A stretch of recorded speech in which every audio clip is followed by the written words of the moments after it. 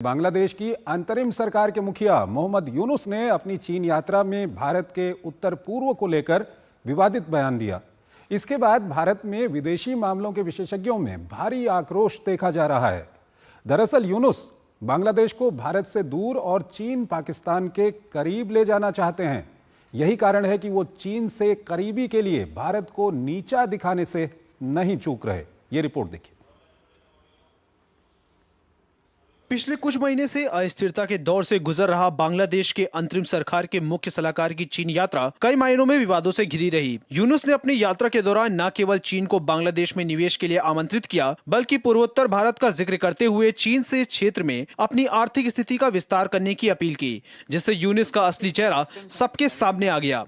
दरअसल यूनुस ने एक वीडियो में पूर्वोत्तर भारत के 7 राज्यों का जिक्र किया, जिसे उन्होंने भूमि से घिरा हुआ बताया। उन्होंने कहा कि इन राज्यों के पास समुद्र तक पहुंचने का कोई रास्ता नहीं है, इसलिए बांग्लादेश इस क्षेत्र में समुद्र का एकमात्र संरक्षक है। दरअसल यूनुस ने बयान देते समय इस तथ्य को पूरी तरह से नजरअंदाज कर दिया कि भारत अपनी एक्ट ईस्ट पॉलिसी के तहत उत्तर पूर्वी भारत में कनेक्टिविटी बढ़ाने के लिए भारी निवेश कर रहा है। इसमें Kaladan multi modal transit transport project जैसी परियोजनाएं शामिल हैं। इसके साथ ही पूर्वोत्तर भारत को म्यांमार और दक्षिण पूर्व एशिया से जोड़ने वाले सड़क नेटवर्क का निर्माण कर रहा है। पूर्वी राज्यों पर दिया गया यूनुस का यह बयान इसलिए भी हैरान करने वाला है क्योंकि पूर्वोत्तर भारत में ही सिलीगुड़ी कॉरिडोर है, जिसे भारत का चिकन नेक माना जाता है। 60 किलोमीटर लंबा और 22 किलोमीटर चौड़ा यह कॉरिडोर नॉर्थ ईस्ट के 7 राज्यों को भारत के साथ जोड़ता है। यूनुस जानते हैं कि पूर्वोत्तर भारत का हिस्सा है और भारत और बांग्लादेश के बीच पूर्वोत्तर भारत से बंगाल की खाड़ी तक पहुंच को लेकर बहुत करीबी चर्चा हो चुकी है और इस पर औपचारिक समझौते भी हो चुके हैं। यूनुस पूर्वोत्तर के 7 राज्यों में समस्या पैदा करने के लिए चीन को शामिल करने की कोशिश कर रहे हैं। उन्हें यह नहीं पता कि हम बांग्लादेश की विपरीत दिशा में भी ऐसा ही कर सकते हैं। दरअसल यूनुस की चीन की यात्रा के दौरान दोनों देशों के बीच कई विकास से जुड़ी योजनाओं पर समझौते हुए, जो बांग्लादेश के लिए तरक्की की राह प्रशस्त कर सकता है।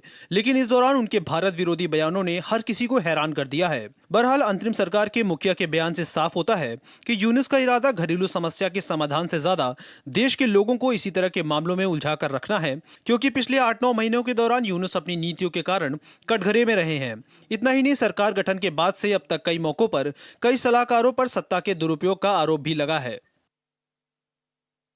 प्रोफेसर स्वर्ण सिंह हमारे साथ जुड़े हुए हैं, school of international studies JNU से विदेशी मामलों के जानकार हैं।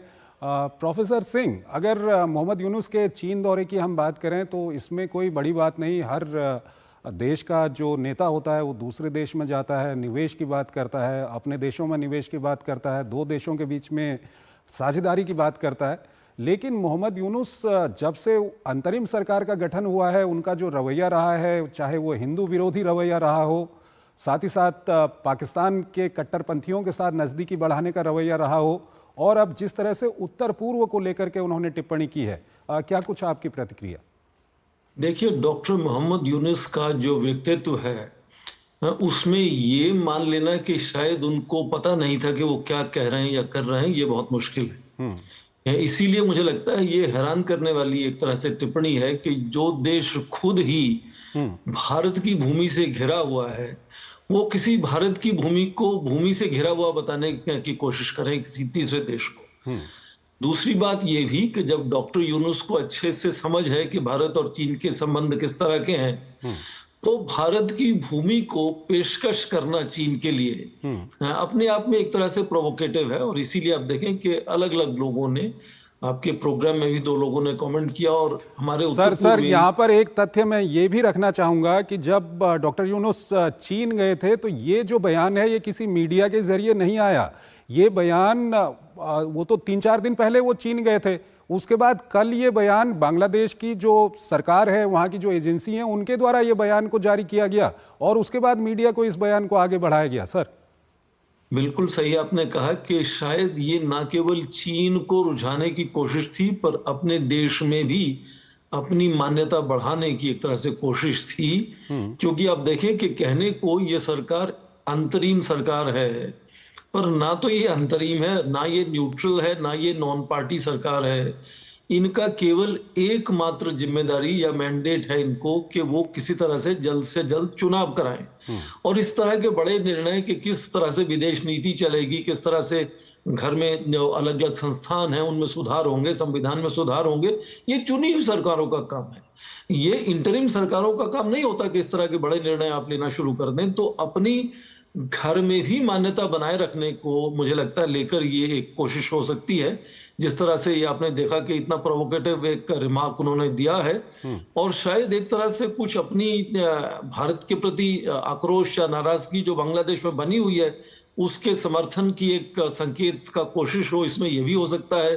तो अपनी सत्ता को बनाए रखने का भी एक इसमें पीछे मंशा हो सकती है। पर मैं ये कहना चाह रहा हूं कि जितना उनका व्यक्तित्व विश्व में जाना जाता है उसमें ये नहीं कह सकते कि ये उनको समझ नहीं था कि वो क्या कर रहे हैं। बहुत सोच समझकर उन्होंने इस तरह का जो व्यक्तित्व उनका है उसके सामने ये टिप्पणी करना, इसके पीछे कुछ जाहिर है कि उनकी रणनीति है। रणनीति क्या है? वो यही है कि जो अपनी सत्ता है उसको बनाए रखें, और उसको बनाए रखने के लिए क्योंकि अमेरिका से सहायता बंद हो रही है, भारत कम से कम अपना तालमेल बना रहा है, बहुत ज्यादा दोस्ती नहीं दिखा रहा है, तो चीन के यहाँ जाकर उनके साथ दोस्ती का हाथ बढ़ाना और जो चीन को बात खुश करे वही बात कहना, ये भी उसके पीछे एक मंशा हो सकती है। और मुझे नहीं लगता कि इसका कोई बहुत बड़ा असर होने वाला है। चीन भी समझता है कि भारत का प्रभाव कितना है बांग्लादेश के ऊपर, और भारत के बगैर मर्जी के कितनी बड़ी वहां हिस्सेदारी बन सकती है या नहीं बन सकती है, ये वो पहले से ही सीख चुका है। ग्वादर और हम्बनटोटा में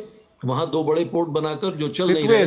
सितवे पोर्ट सर, नहीं, मैं ये कह रहा हूं कि पाकिस्तान में और श्रीलंका में पोर्ट बनाकर उसने देखा कि वो चल नहीं सकते जब तक भारत उसमें चीन का साथ नहीं देगा। तो इसी तरह से यदि सितवे या चिटागोंग में वो कुछ करना चाहता है तो भी वो, जिसको हम कहते हैं कि वाइबल नहीं होगा कमर्शियली, वो उसको कर देना संभव नहीं है चीन के लिए। और 10 साल के बाद वहां भी सवाल उठने शुरू हुए हैं कि आप इस तरह का निवेश करते हैं तो उसको चीन में क्या फायदा, चीन सर को क्या ये फायदा है। बहस हम कई बार आपके साथ हम कर चुके हैं कि किस तरह से वो वहाँ पर कमज़ोर हो रहे हैं, वहाँ पर वो बांग्लादेश को आगे को नहीं ले जा पा रहे हैं, कट्टरपंथियों के पीछे छुप रहे हैं, उनकी लगातार वहाँ पर जो पॉपुलैरिटी है वो गिर रही है।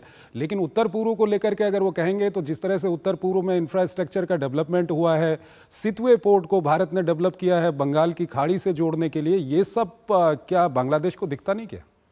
मुझे लगता है इस वक्त ये भी याद करना जरूरी हो जाता है कि हाँ, भारत ने जब शेख हसीना की सरकार थी वहां तो कई तरह के ट्रांजिट एग्रीमेंट साइन किए थे जिससे भारत को रोड से, रेल से, वाटरवेज से और फिर कालादान मल्टी मॉडल प्रोजेक्ट के चिटागोंग जाकर ये सब सुविधाएं मिली थी कि हम भारत जो है वो लगातार हमारे उत्तर पूर्व के राज्य हैं उनसे जुड़ा रहे।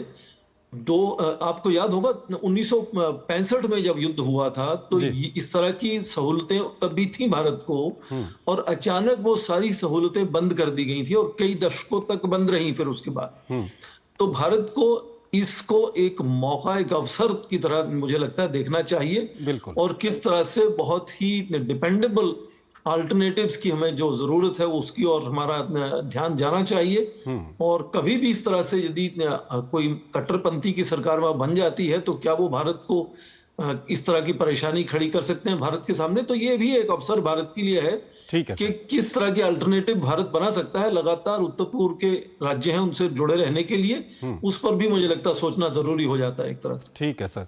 सर बहुत बहुत शुक्रिया आपका, आप हमारे इस कार्यक्रम में जुड़े और दोनों ही विषयों पर अपना महत्वपूर्ण विश्लेषण आपने हमारे दर्शकों के सामने रखा। बहुत बहुत शुक्रिया।